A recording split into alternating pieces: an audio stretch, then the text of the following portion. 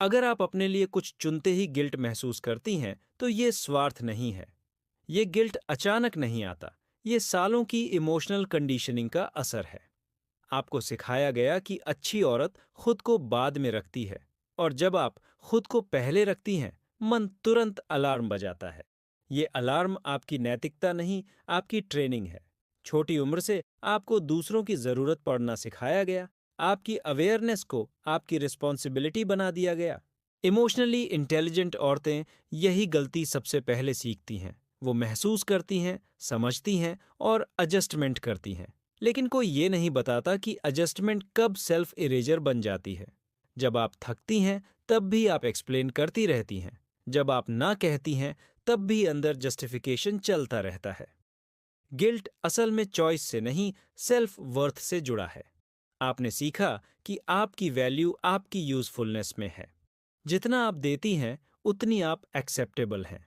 इसलिए जब आप खुद को चुनती हैं, यूजफुलनेस रुक जाती है और वहीं गिल्ट पैदा होता है, जैसे आपने कोई नियम तोड़ दिया हो।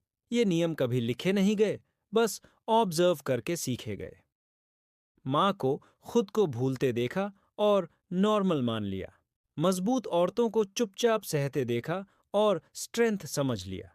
किसी ने नहीं बताया कि स्ट्रेंथ का मतलब डिसअपियरेंस नहीं होता।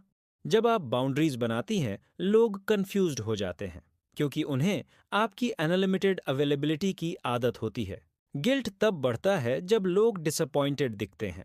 इमोशनली अवेयर औरतें डिसअपॉइंटमेंट जल्दी महसूस कर लेती हैं, और वही अवेयरनेस उनके खिलाफ यूज होती है। आप दूसरों के इमोशंस पकड़ लेती हैं, अपने इग्नोर कर देती हैं। धीरे धीरे आपका इनर वॉइस सॉफ्ट पड़ने लगता है। आपको लगता है आपकी ज़रूरतें एक्स्ट्रा हैं। यही वो पॉइंट है जहां सेल्फ वर्थ साइलेंटली डैमेज होता है। गिल्ट आपको रोकता है, लेकिन प्रोटेक्ट भी करता है। प्रोटेक्ट इसलिए क्योंकि एक्सेप्टेंस अभी भी सेफ लगता है। रिजेक्शन का डर गिल्ट को और स्ट्रांग बना देता है। आपको लगता है अगर आप खुद को चुनेंगी तो प्यार खो देंगी। लेकिन असली सवाल ये है, अभी आप क्या खो रही हैं? आपकी एनर्जी, आपकी प्रेजेंस, आपका इनर काम।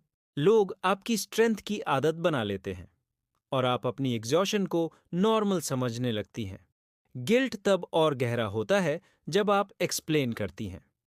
एक्सप्लेनेशन मतलब आप अभी भी परमिशन मांग रही हैं। परमिशन खुद होने की, खुद रुकने की, खुद सांस लेने की। इमोशनली इंटेलिजेंट औरतें अक्सर साइलेंट कॉन्ट्रैक्ट्स में फंस जाती हैं। कॉन्ट्रैक्ट्स जहां एक्सपेक्टेशंस हैं, क्लैरिटी नहीं। जब आप कॉन्ट्रैक्ट तोड़ती हैं, गिल्ट ट्रिगर होता है। लेकिन वो कॉन्ट्रैक्ट आपने कॉन्शियसली साइन नहीं किया था। गिल्ट एक सिग्नल है, पनिशमेंट नहीं।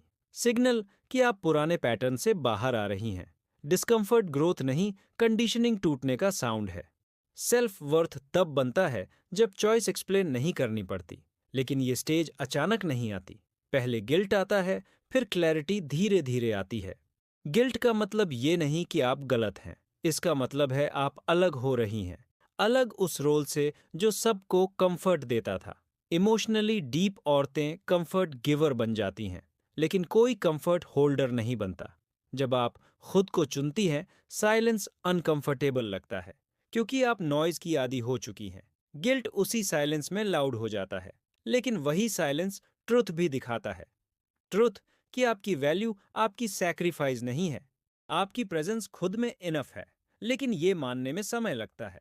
कंडीशनिंग जल्दी नहीं जाती। हर बार गिल्ट आएगा, आप खुद को ऑब्जर्व करेंगी, बिना जजमेंट, बिना फाइट।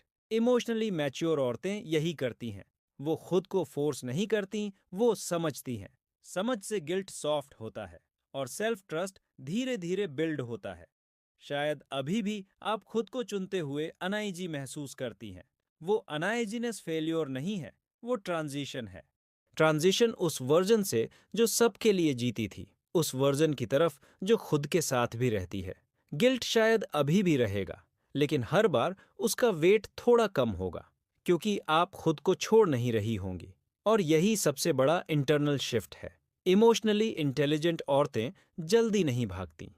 वो चीज़ों को सिट करके फील करती हैं। अगर ये बात आपको अंदर कहीं टच कर रही है, तो शायद ये वीडियो बस एक शुरुआत है। कुछ रियलाइजेशंस तुरंत रिजॉल्व नहीं होते। उन्हें समय चाहिए। साइलेंस चाहिए। अगर आप ऐसी ही इमोशनल क्लैरिटी चाहती हैं, तो इस वीडियो को लाइक करें। कमेंट में बस इतना लिखें, मैं समझ रही हूँ। और अगर ये लैंग्वेज आपको सेफ लगती है, तो चैनल को सब्सक्राइब करें। हम यहीं धीरे बात करते हैं।